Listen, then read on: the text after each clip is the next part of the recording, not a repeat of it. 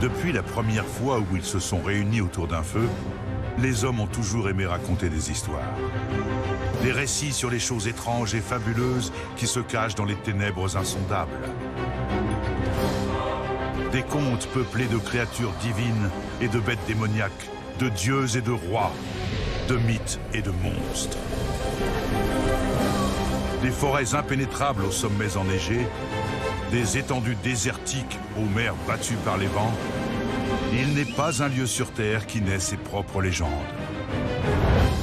Des histoires de héros et des méchants qu'ils doivent affronter.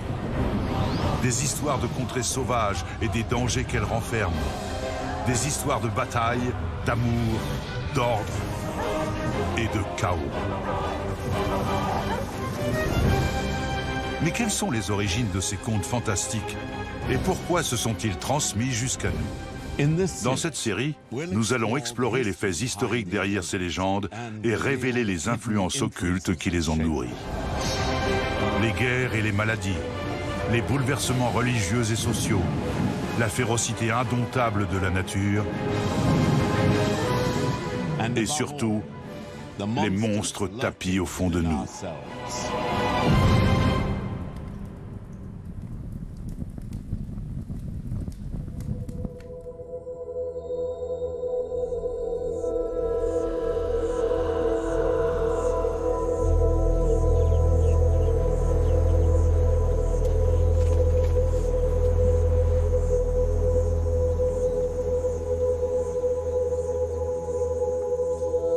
Durant la majeure partie de son existence, l'espèce humaine a été constituée de chasseurs-cueilleurs, sans cesse en déplacement pour tirer sa subsistance de la nourriture qu'ils trouvaient dans la nature.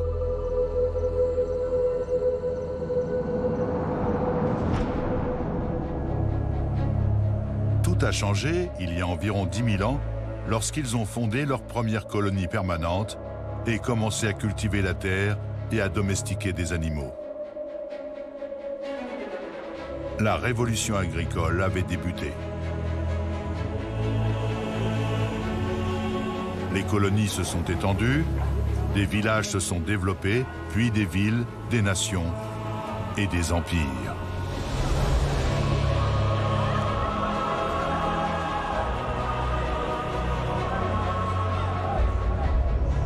Mais il ne suffisait pas de vivre ensemble pour former une communauté. Il fallait des traditions et des croyances partagées, des histoires partagées.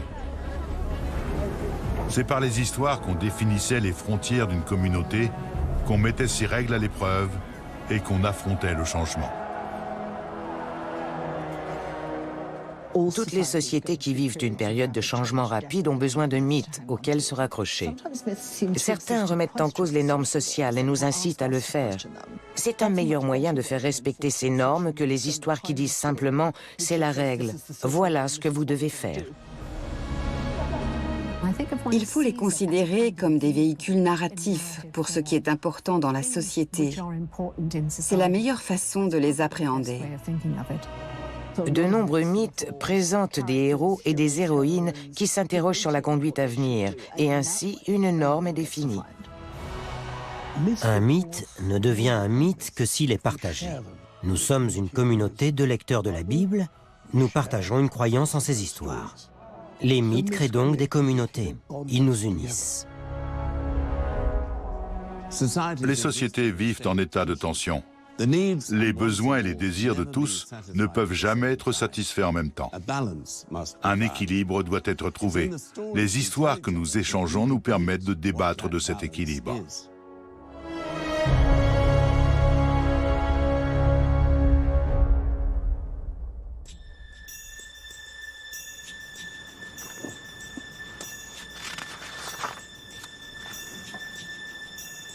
Les lois du royaume étaient claires.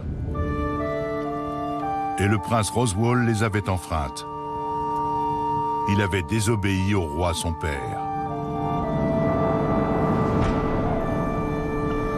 3 nobles étaient enfermés dans le donjon depuis des années. Le roi leur reprochait un crime qu'ils n'avaient pas commis. Mais Roswal n'était pas comme son père. Il avait honte de l'injustice qui leur était faite. Il devait faire quelque chose. Roswal fit sortir les nobles du donjon.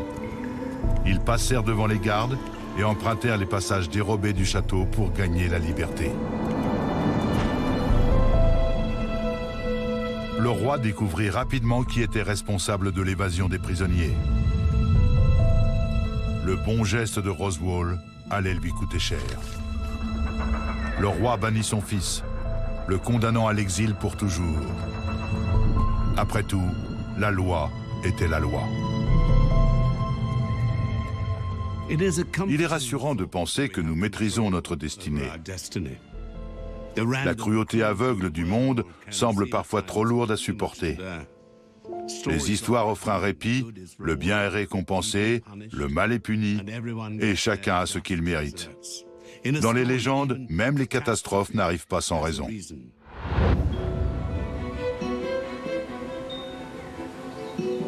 Les fleuves du centre de l'Allemagne serpentent à travers champs et collines avant d'atteindre la mer lointaine.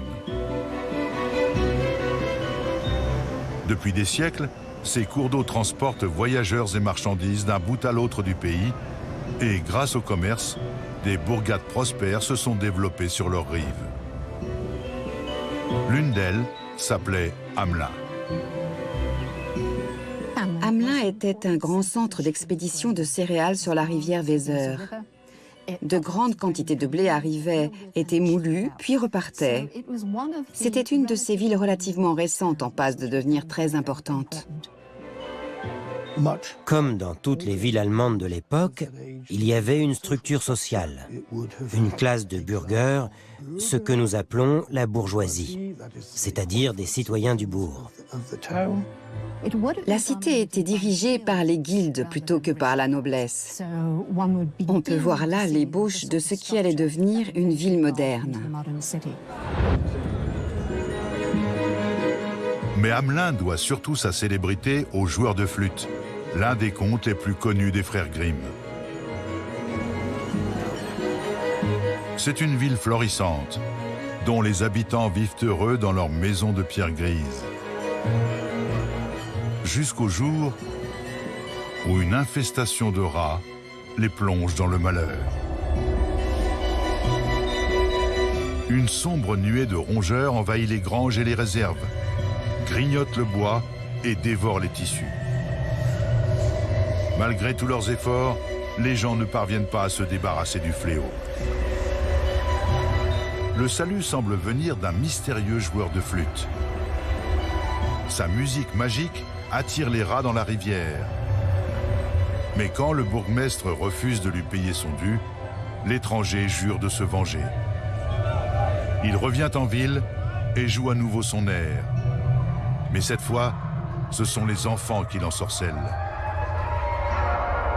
Ils le suivent jusqu'à une grotte dans la montagne et depuis lors, nul n'a plus jamais entendu parler d'eux, ni du musicien.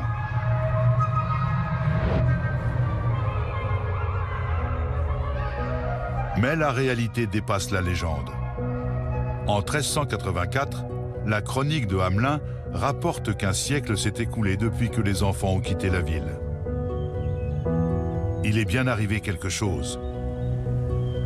Mais quoi ? Cette date précise suggère que le conte tire sa source de la réalité. Ensuite, on a extrapolé sur ce qui s'est passé. Par déduction, et selon toute probabilité, son origine remonte à une crise sociale et culturelle. C'est à ça que servent les histoires. Elles sont là pour résoudre la crise. De quel genre de crise s'agissait-il ? On l'ignore, mais on peut spéculer. Certains avancent qu'une épidémie ou une famine aurait frappé Hamelin. Le joueur de flûte symboliserait la mort qui a emporté les enfants.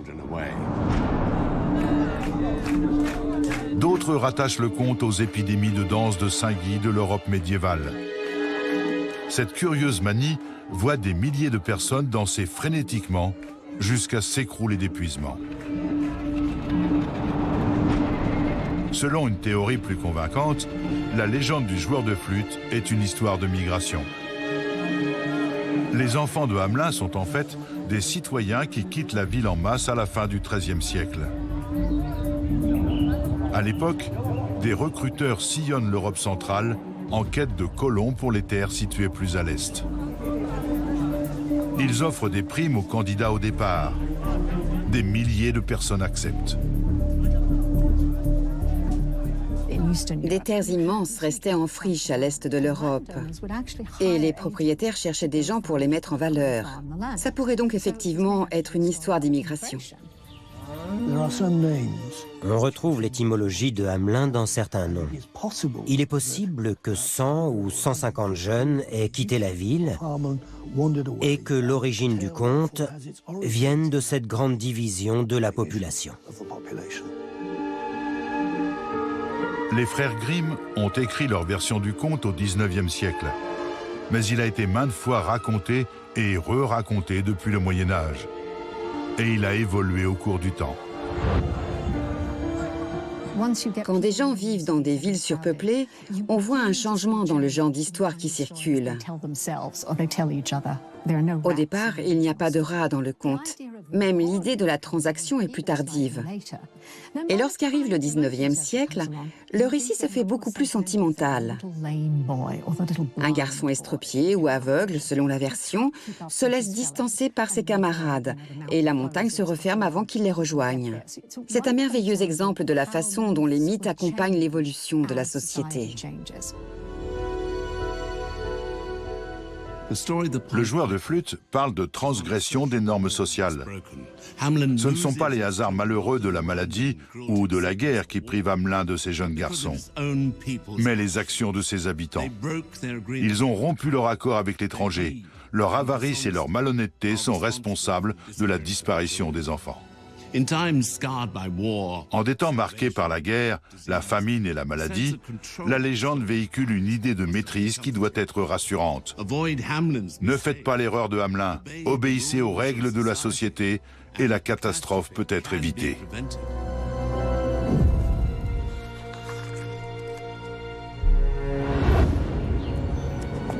Le prince Roswal ne partit pas seul en exil. Il était accompagné par un intendant qui servait fidèlement la famille depuis de nombreuses années.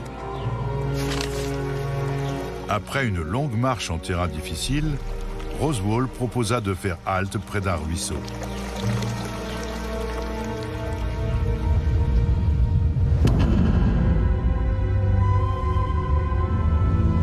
Un coup brutal le fit tomber et le rendit inconscient. L'intendant ricana au-dessus de lui. Il y avait longtemps qu'il entretenait de la rancune contre ses maîtres. Il y avait longtemps qu'il dissimulait ses intentions. Les parents de Roswal avaient donné suffisamment d'argent à leur fils pour qu'il tienne son rang. Le méchant intendant lui vola tout. Il revêtit les habits de Roswal et s'en fut avec la fortune et le nom du prince. Le pauvre jeune homme fut laissé pour mort.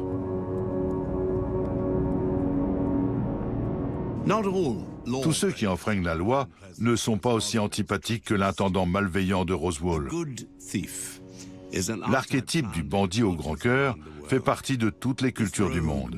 C'est certes un brigand, il viole la loi du royaume, mais uniquement dans un but plus élevé. En se rebellant contre l'ordre social avec tous ses défauts et ses inégalités, il apporte la promesse d'un monde plus juste.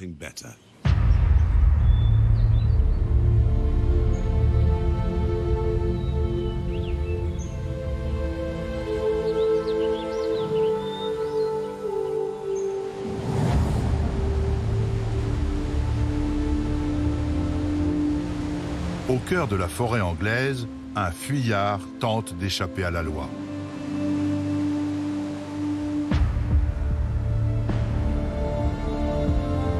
Il est connu des rois dans leur château et aimé des paysans dans leurs champs. Il possède de nombreuses identités. C'est une canaille, un soldat, un rebelle, un seigneur. Il s'appelle Robin des Bois.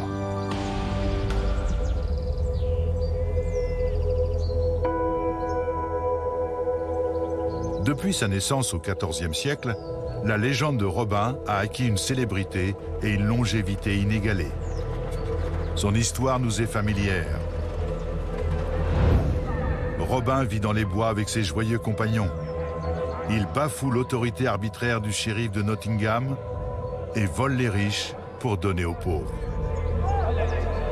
Mais cette familiarité masque l'évolution de sa légende, car la société a changé au cours des siècles et Robin des Bois avec elle. Qu'est-ce qui définit une autorité arbitraire? Quel principe justifie qu'on se rebelle contre elle? Nos réponses varient sans fin. Dans les premières ballades et les premières pièces, Robin n'est pas un chevalier qui connaît des temps difficiles, ni un noble injustement privé de ses droits. C'est un homme du peuple, un fermier, à peine plus qu'un paysan. Robin des Bois, c'est l'histoire des gens ordinaires en lutte contre l'autorité. Robin est la connexion qui permet de la défier. Il exprime quelque chose sur l'homme du peuple, le fermier, l'archer doté de capacités que les nantis comprennent mal. Robin des Bois est plus malin. Il tire mieux et se défend mieux que ceux qui se croient supérieurs parce qu'ils tiennent des livres de comptes et se servent d'un abaque. D'une certaine manière, c'est son rôle. Il est là pour ça. Les histoires sur Robin se propagent oralement dans la population. Et à l'époque, un héros n'est pas négligeable. La mort noire et d'autres pestes ravagent l'Angleterre du XIVe siècle. Les guerres civiles suivent. Des millions de personnes sont tuées ou déplacées. L'insolence et l'intelligence de Robin offrent de rares victoires à l'homme du commun. Mais il ne va pas lui appartenir longtemps. En 1510, le roi Henri VIII en personne joue le hors-la-loi lors d'un spectacle à la cour. Les riches et puissants eux-mêmes ne résistent donc pas au charisme de Robin. L'Angleterre devient protestante au XVIe siècle. La réforme religieuse entraîne la refonte des histoires de Robin des Bois. Très vite, il ne lutte plus seulement contre le shérif de Nottingham, mais également contre les prêtres catholiques corrompus. Sous le règne d'Élisabeth Ier, toutefois, les autorités commencent à s'inquiéter. Le légendaire homme du peuple devient trop populaire. Robin des Bois menace leur pouvoir. Des mesures sont prises pour interdire la diffusion des histoires. Si Robin veut survivre, il va devoir changer une fois de plus. Son sauveur est le dramaturge élisabétain Anthony Munday. Il transforme le fermier hors-la-loi en comte de Huntingdon, un noble déchu.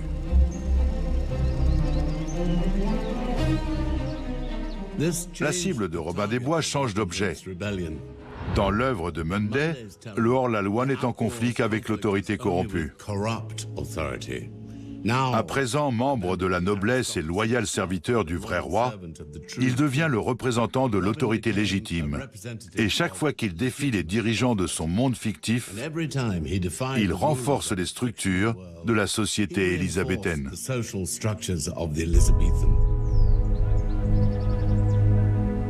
La prochaine grande mutation a lieu au XIXe siècle. À l'époque, on se passionne pour le Moyen-Âge. Ça s'appelle le médiévalisme et ça prend différentes formes. William Morris tente de reconstituer les intérieurs et l'aspect des livres médiévaux, par exemple. Tennyson compose des poèmes sur le roi Arthur, les idylles du roi et le morte d'Arthur. Robin des Bois s'inscrit dans cette tendance. Des gens comme Walter Scott réécrivent la légende pour la faire cadrer avec l'idée que le XIXe siècle se faisait du Moyen-Âge. Robin devient un personnage littéraire populaire et dès lors, tout le monde adore ce héros romantique. Son charme fait craquer les femmes. Les hommes l'apprécient. C'est un vrai monarchiste, facteur très important dans l'Empire britannique en expansion. L'époque est à l'urbanisation, à l'industrie et à la construction de l'Empire. Les histoires de Robin des Bois mêlent la nostalgie d'un Moyen-Âge plus simple au nationalisme musclé de l'ère victorienne. Le 19e siècle voit la popularité de Robin s'étendre bien au-delà de l'Angleterre et au 20e, elle atteint Hollywood. Depuis ses premières apparitions dans les films muets, ses aventures sur grand écran se sont multipliées. Les représentations changent de décennie en décennie, mais elles soulignent toujours des sujets d'actualité. Dans les années 1920, c'est l'isolationnisme américain. 10 ans plus tard, c'est la dépression et le New Deal de Roosevelt.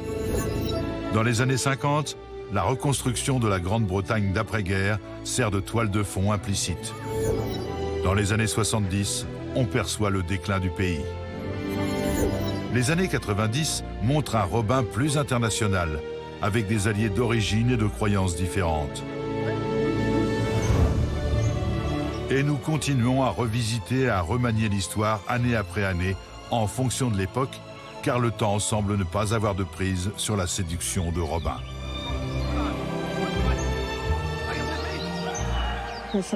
Il y a quelque chose de terriblement attirant chez un hors-la-loi qui vit dans la forêt. C'est l'idée d'un monde où on n'a pas besoin de travailler, mais où on possède toutes sortes de talents, au sein d'une nature presque édénique. On aime les mauvais garçons. Ce qui nous attire dans la légende de Robin des Bois, c'est que c'est un voyou au cœur d'or. C'est un trait extrêmement séduisant chez lui.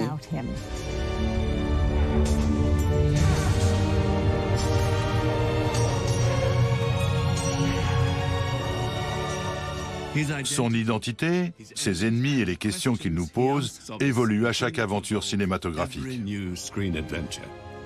Robin des Bois représente à la fois une longue tradition rassurante et un rebelle furieusement contemporain. Cette double identité est au cœur de sa longévité. C'est par son évolution constante qu'il maintient son emprise sur notre imagination.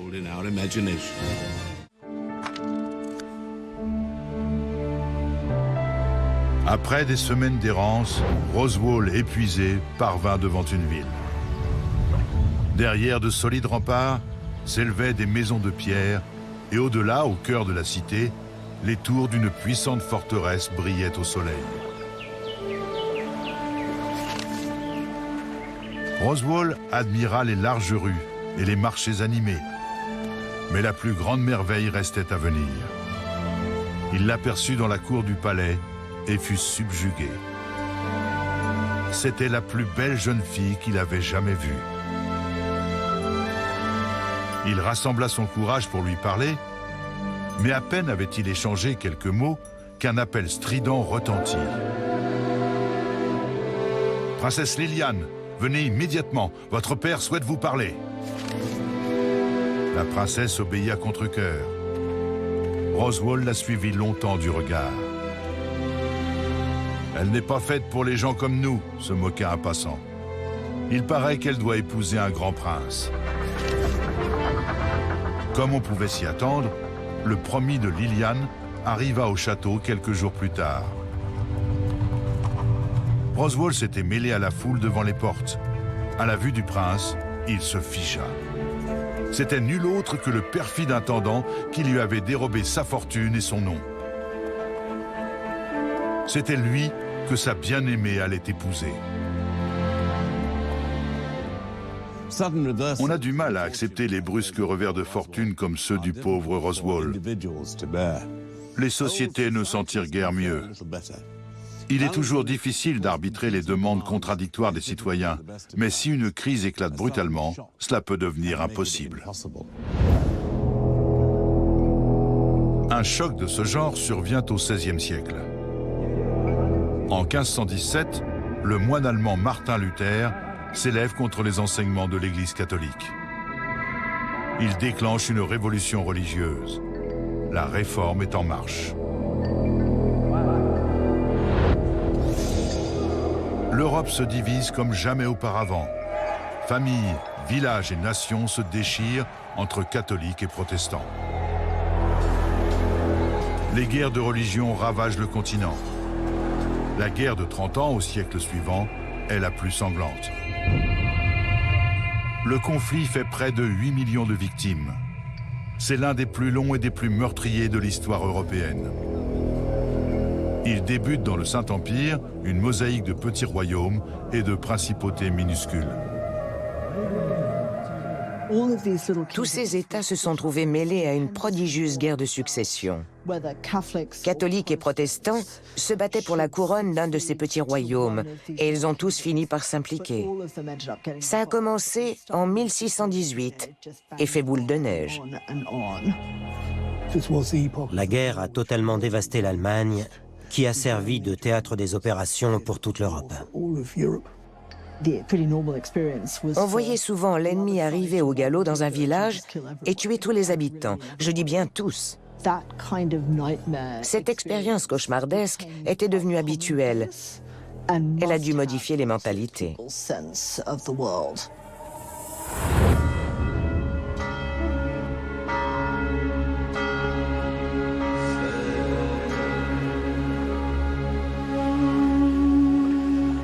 Au nord de la Bavière, la ville de Bamberg participe au conflit.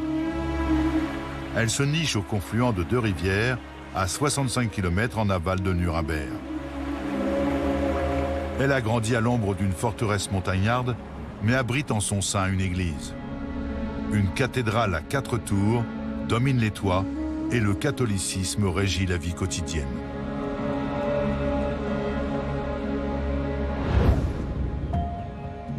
Au début du XVIIe siècle, Bamberg était une ville typique du sud de l'Allemagne, de la Bavière.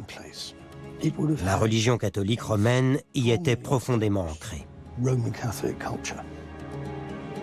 C'était une principauté épiscopale, et tous les princes-évêques qui se sont succédés à sa tête étaient farouchement opposés à la propagation du protestantisme. Bamberg luttait contre la culture protestante récemment établie et la menace pressante qu'elle faisait peser. En 1623, Johann Georg von Dornheim devient prince-évêque de Bamberg. Ce jésuite profondément dévoué à l'Église catholique ne pense qu'à combattre la religion réformée.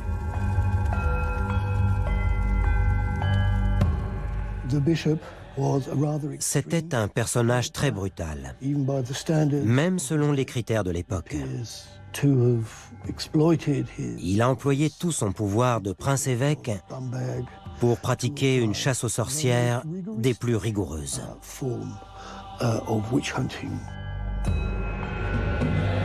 La chasse aux sorcières n'est pas une nouveauté à Bamberg. Plusieurs de ses prédécesseurs s'y sont livrés. Mais von Dornheim atteint de nouveaux sommets de férocité. Ce n'est pas pour rien qu'on le surnomme le Hexenbrenner, le brûleur de sorcières. Des centaines de personnes sont accusées, jugées et exécutées.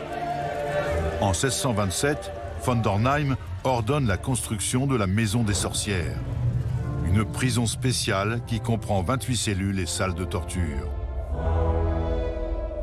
C'est là qu'il obtient des confessions.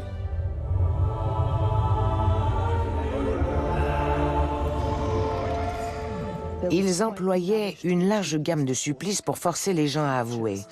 Un suspect avait réussi à faire parvenir une lettre à sa fille, et ce qu'il écrit est terriblement triste. Il explique ce qu'on lui a fait, pourquoi il a été contraint de donner des noms et de trahir des gens, même s'il ne disait pas la vérité. C'était l'éventail habituel des tortures médiévales, les poussettes, les brodequins, les strapades, qui provoquent une douleur atroce, mais qui défigurent et estropient également. Rien ne protège d'une accusation, ni l'âge, ni le rang. Le maire et sa femme figurent parmi les condamnés à mort. Georg Hahn, un éminent médecin de la ville, s'élève contre les procès. L'évêque le prend immédiatement pour cible.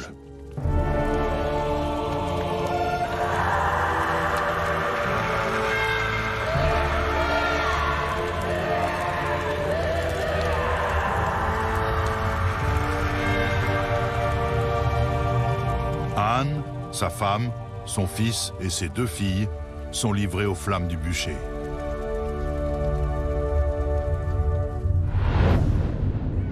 Les sorcières font partie de la mythologie et du folklore européen depuis des milliers d'années. Mais elles n'ont jamais été confinées à la sécurité de l'imaginaire. Beaucoup croient aux sorcières et les accusent des épreuves de leur vie quotidienne.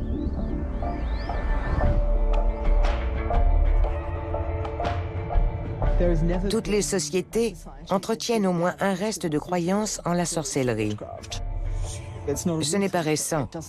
Ce n'est pas apparu brusquement au XVIIe siècle. Ce qui s'est passé, et c'est important, c'est qu'au XVe, XVIe et XVIIe siècle, on s'est mis à poursuivre tous ceux qu'on soupçonnait de sorcellerie. À l'époque des procès de Bamberg, les tribunaux séculiers traitaient ces affaires très sérieusement et les punissaient de la peine de mort. Les principes théologiques et légaux des procès de sorcières sont énoncés dans un livre publié à la fin du XVe siècle. Le Malleus Maleficarum, ou marteau des sorcières, définit la sorcellerie comme un pacte avec le diable et expose des moyens de combattre ce fléau supposé. Cependant, la chasse aux sorcières ne se limite pas à l'Allemagne. Des procès similaires se tiennent dans toute l'Europe. Protestants aussi bien que catholiques, tous y prennent part. Dans un petit village suédois, plus de 70 personnes sont décapitées en un seul jour. Des centaines d'autres sont tuées en Écosse, et l'Inquisition espagnole en met des milliers en accusation. L'Europe est en pleine croisade morale.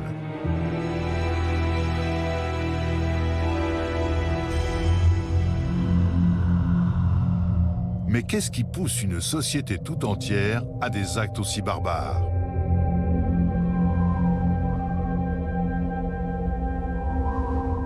L'Europe du Moyen-Âge jouit de longs étés et d'hivers cléments depuis des centaines d'années. Les récoltes sont abondantes et les semences ne souffrent pas du gel. Mais cette période de douceur s'achève. Au XVIe siècle, le froid s'installe. Les rivières gèlent. La neige s'attarde jusqu'au printemps et les mauvaises récoltes se succèdent.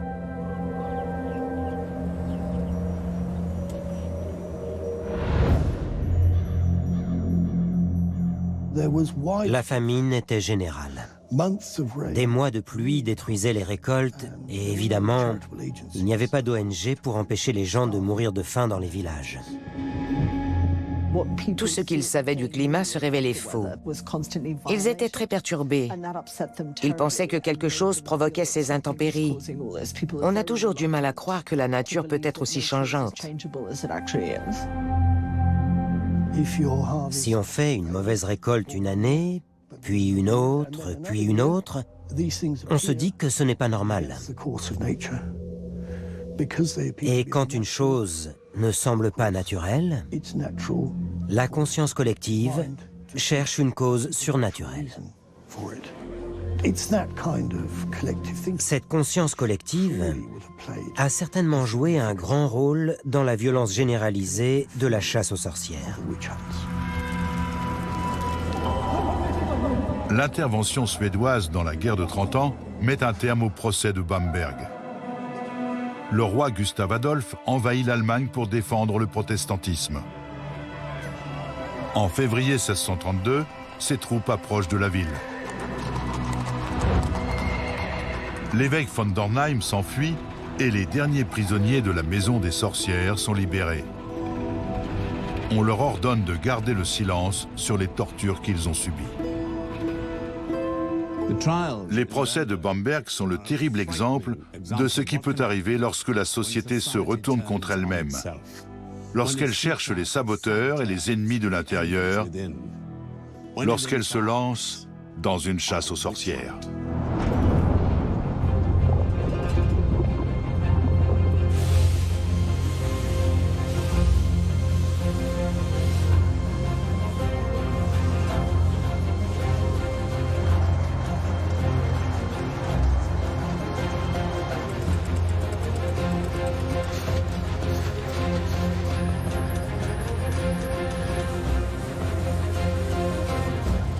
Au Au XIXe siècle, la Grande-Bretagne se transforme.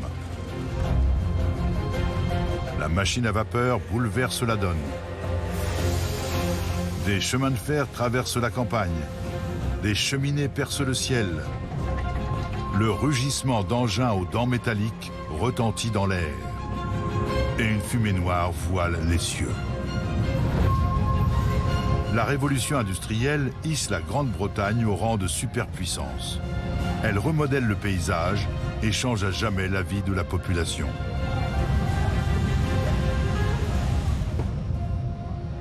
Si cette nouvelle ère crée une prospérité sans précédent et des conditions améliorées, même pour les plus pauvres, elle bouleverse les modes de vie traditionnels. D'anciens métiers disparaissent. Les gens migrent par milliers vers les villes. Les usines et les ateliers ont transformé les villes qui sont devenues sombres et crasseuses. Nous aurions trouvé les journées de travail très longues. La sirène appelait les ouvriers à 7 h du matin et ils ne sortaient pas avant 18 h. Quand une nouvelle communauté se forme, il faut inventer des mythes et des légendes qui permettent à ses membres de tenir et de s'identifier à leur environnement. Les gens qui vivent dans les bas quartiers imaginent des histoires sur le lieu où ils se trouvent. Ils essaient d'intégrer dans leur mythologie ce paysage lugubre d'épaisses fumées, de brouillard, de bâtiments crasseux et d'enfants affamés pour mieux le supporter. Ils ont perdu les repères du petit village où tout le monde se connaissait.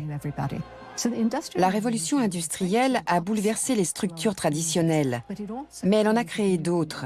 Et c'est durant la transition entre les anciennes et les nouvelles qu'on voit émerger de nouveaux mythes et légendes.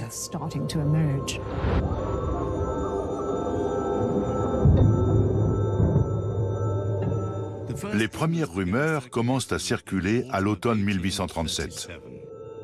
Une bête monstrueuse rôde dans les villages du sud de Londres. Elle ressemble à un grand taureau ou à un ours blanc.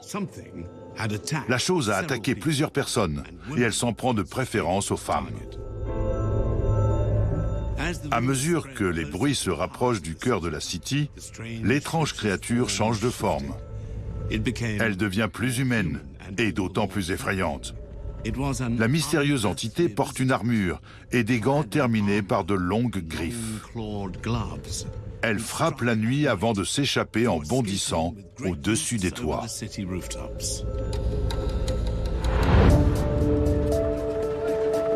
Début 1838, les autorités ne peuvent plus ignorer le phénomène. Le 8 janvier, Sir John Cowan, le maire de la City, parle publiquement d'une lettre envoyée par un résident du sud de Londres. Celui-ci l'informe de l'étrange apparition et de la terreur grandissante des habitants. Mais le maire traite l'affaire par le mépris. Ces attaques sont des inventions ou de mauvaises farces. Le Times publie les propos de Sir John le lendemain. Le monstre fait un bond de géant, cette fois dans l'imagination populaire. Et il ne tarde pas à recevoir un nom, Jack Talon à ressort. C'est le moment où on voit les médias s'emparer de la légende et commencer à la nourrir. Terrible événement à quelque part, grande indignation, les unes habituelles. Mais il y avait aussi beaucoup de brochures, des sortes de petits livres de poche que des colporteurs vendaient dans tout le pays. Jack est issu du modèle des romans à 4 sous, une littérature délibérément produite pour, et dans une certaine mesure, par les jeunes des classes moyennes, qui veulent autre chose que de la littérature, qui aiment les histoires palpitantes et terrifiantes. L'idée que quelque chose vous saute dessus, c'est comme le moment où on sursaute dans un film d'horreur. C'était captivant, ils aimaient avoir peur.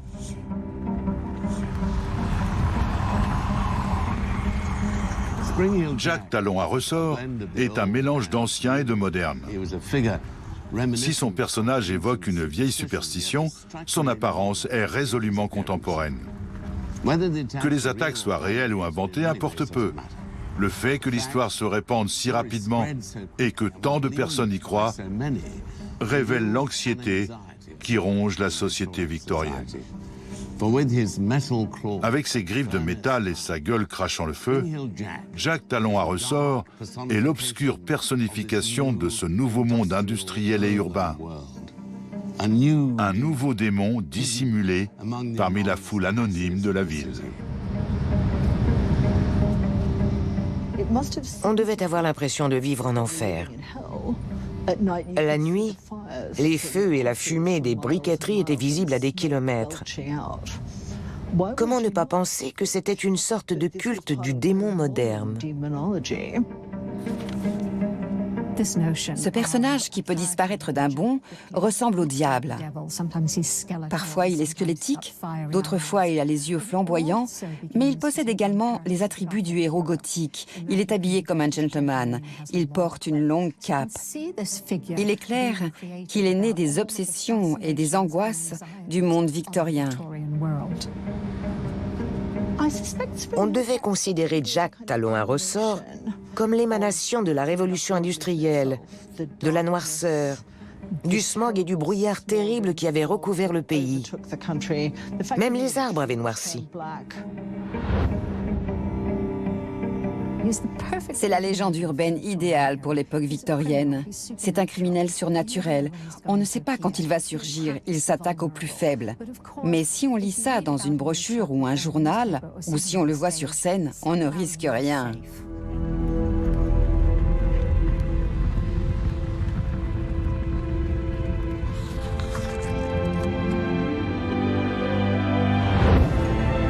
Trois jours de tournoi furent offerts pour célébrer les noces de la princesse.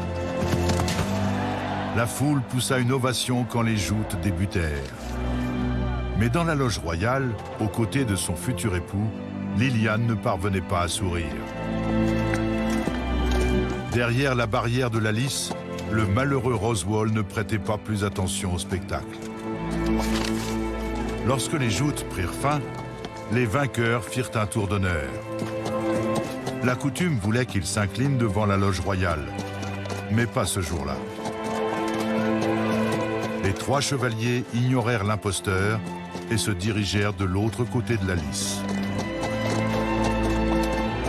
Là, parmi les gens du commun, ils découvrirent Roswell et c'est devant lui qu'ils s'inclinèrent. Le jeune prince était stupéfait, jusqu'au moment où les chevaliers retirèrent leurs casques. C'étaient les trois nobles qui l'avaient libéré du donjon de son père. Ils dénoncèrent l'imposteur dans la loge royale et proclamèrent Roswell prince légitime. « Arrêtez-les !» s'écria l'intendant, mais personne ne bougea. « Arrêtez-les !» Plus il s'époumonnait, moins il avait l'air d'un prince. Au lieu d'un mariage fastueux, il eut droit à une mort de traître. Sa tête fut fichée sur une pique au-dessus des portes de la ville. Roswell recouvra son titre royal et épousa Liliane. Le royaume heureux dont ils héritèrent vécut dans la paix et la justice jusqu'à la fin de leurs jours.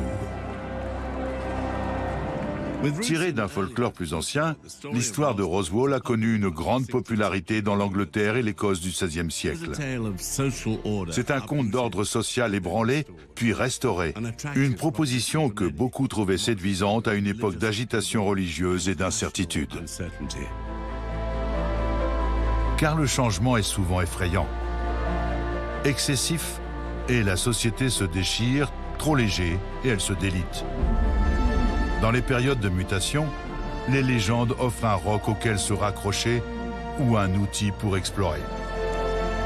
Elles peuvent rappeler un passé commun ou la vision d'un avenir possible. Les meilleurs sont gravés dans notre mémoire depuis des siècles. Ces contes reflètent des tensions sociales qui n'ont pas totalement disparu. Nous continuons à nous débattre dans nos contradictions, mais comme cela a toujours été le cas, c'est dans les histoires que nous aimons, les légendes auxquelles nous croyons et les mythes que nous transmettons, que ces contradictions sont discutées et nos valeurs mises à l'épreuve.